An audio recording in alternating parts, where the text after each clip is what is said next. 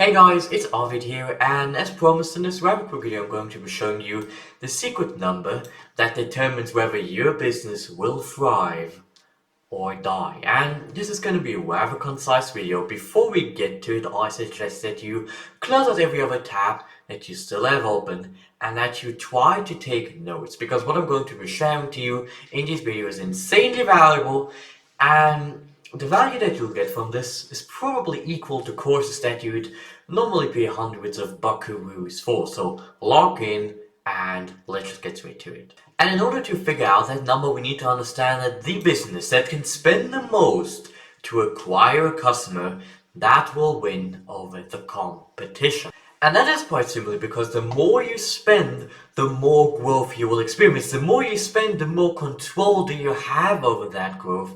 And the more you spend, the faster you will grow. Of course, as long as you do this right and as long as you know how to market well enough to your ideal prospects. And the number one question that really controls businesses is how much are you willing to spend in order to acquire a customer. That number that can limit your growth, that can be the ceiling that's keeping you from accelerating your business. And that number usually also equals the speed of which you'll grow your business, of which you'll attract customers, and just generally make cash and scale your enterprise. And that question, how much you could spend to actually acquire a customer, is answered with your maximum allowable cost, which is frequently referred to as MAC. And if we just look at this quick graph, we see that every single business has an acquisition cost. That is if you advertise in order to get prospects, if you have some kind of product that you give your prospects, or just any kind of costs that you have and that come up when you acquire a customer. And depending on how much profit you make from that first transaction, you either get break even, which is our goal with that first transaction, or you lose a bit of cash. You can even make a bit of cash from the get-go. However, this really is a gray zone. You always want to be breaking even. However, if you're losing a bit of money on the front end, that doesn't matter. If you're making money, then that is awesome.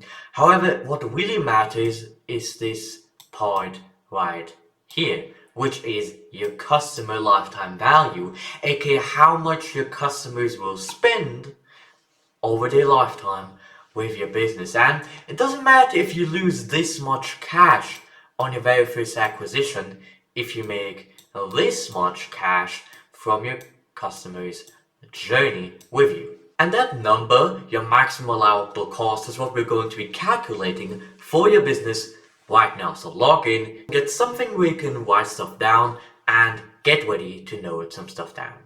Alright, so the first step is that you need to figure out what is a customer worth to you on their very first transaction. So you need to know the first transaction value of your customer. So let's say you own a coffee shop and your average customer spends, let's say, $200 on the very first transaction with you. And we'll just take this number right here and we'll take that to step number 2. Now, step number 2 is that you need to subtract your costs from what it takes to acquire and to serve that customer.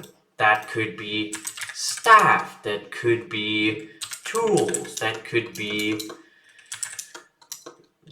even be rent, that could be almost anything that you need in order to serve and to acquire that customer. It could also be systems, it could be tools, it could be machinery, whatever applies to your particular business. Now, what we're going to do is we're going to take that previous number, aka $200, and we'll just subtract that with the amount that it takes for us to serve this customer, to acquire this customer.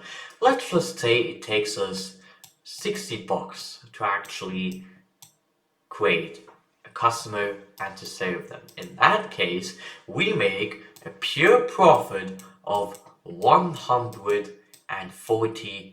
box. This right here is the profit and the cash that you can actually use, and we'll again take that to the next step. Now real quick before we get back to the video, I've created a free marketing guide for you that kind of builds on top of everything that I've showed you today, that is going to help you add another zero to your business within the next 90 days, doesn't really matter what industry you're in, without working harder and without burning out. This is a really concise guide. You can read it in a few minutes of your time and you can implement all of the stuff that I teach you in there within a few minutes as well into your business to add a zero to it within the next 90 days. It's completely free. You can check it out in the description though. Back to the video. The next step is that you need to figure out how much you will actually reinvest of that money. In this case, we had what about 140 bucks, and there are many different ways that you can go about this, though usually we want to say that if you reinvest 50% of your profit, that is usually safe. If you try to reinvest 100%, you break even on that very first transaction, which isn't too bad. And the most aggressive one, that's usually very back-end focused, is that you reinvest 120% of the cash that you created. Now, there's no right or wrong way to go about this. It depends on your business, though I usually want to break even with all of the offers that I create and with everything that I do to attract customers, because therefore you don't have any risk of losing cash, and you also don't miss out on opportunity by spending too little to actually acquire customers reliably and consistently. And when we just take all of this together, that equals our maximum allowable cost. In our coffee shop example, we figured out that we had 140 bucks at our disposal. Now with that 140 bucks, let's just say we're going to spend 100% of those on customer acquisition, on serving our customers, and so on and so forth. That means we are left with 140 bucks that we can completely throw out the window to essentially make cash from our customers further down their lifetime. Now, of course, we need to know what our customers spend with us over their lifetime to see if this will actually be profitable. Though your lifetime value, that is very, very easy to calculate as well. For that, you just need to know the average amount that a prospect spends with you at a time. Then you need to multiply that with the times they buy. That could be in months, that could be in years, doesn't really matter. And then you multiply that with the time that they stay, aka their retention. So let's just say in our coffee shop example, the average amount that a prospect spends with us is 20 bucks. And they buy 5 times per month and they stay for 10 whole years. Now in that case, our average customer would spend $100 per month with us.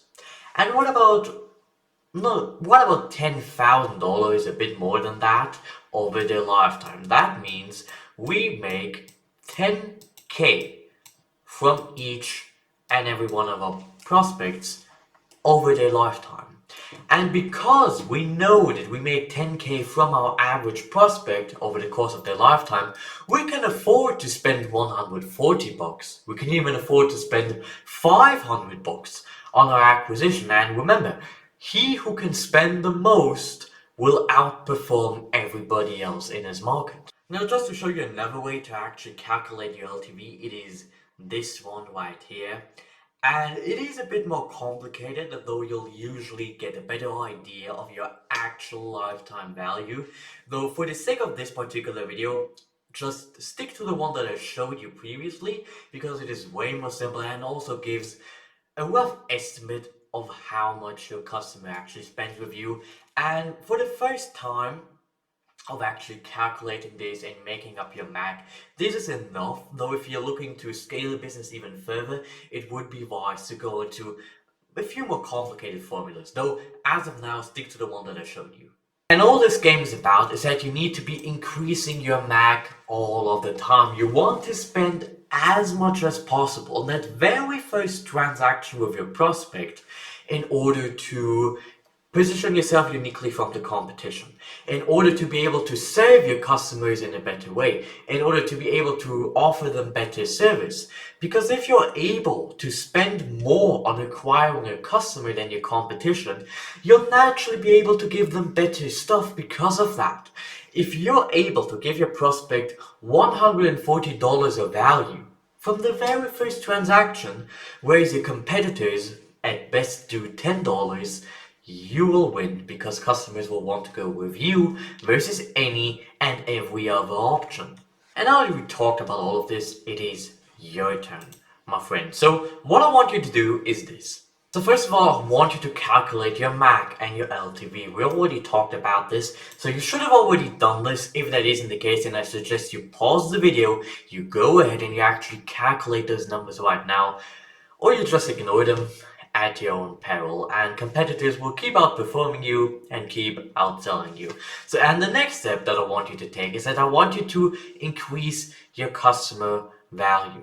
I want you to offer more to your customers. I want you to create more value for your customers so that you can make more cash from your customers over their lifetime value. That is called LTV optimization.